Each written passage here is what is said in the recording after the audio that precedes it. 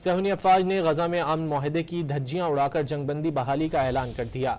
Israeli फौज ने गजा में सुरंगों समेत हमास के दर्जनों अहदाफ पर 120 रॉकेट दागे।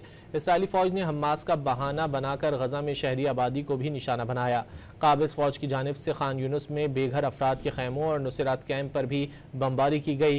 गुज़िश्ता रोज से सहूनी दरिंदगी 45 जिंदगियां निकल चुकी है।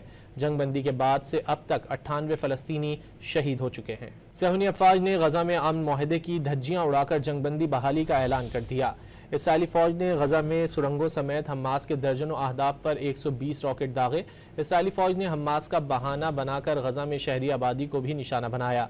काबिज फौज की जानिब से खान यूनुस में बेघर अफराद के खैमों और नुसरात कैंप पर भी बमबारी की गई। गुज़िश्ता रोज से सहूनी दरिंदगी 45 जिंदगियां निकल चुकी है।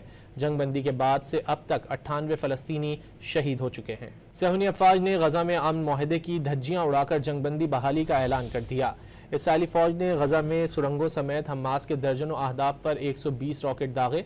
इसराइली फौज ने हमास का बहाना बनाकर गजा में शहरी आबादी को भी निशाना बनाया। काबिज फौज की जानिब से खान यूनुस में बेघर अफराद के खैमों और नुसरात कैंप पर भी बमबारी की गई। गुज़िश्ता रोज से सहूनी दरिंदगी 45 जिंदगियां निकल चुकी है। जंगबंदी के बाद से अब तक 98 फ़लस्तीनी शहीद हो चुके हैं।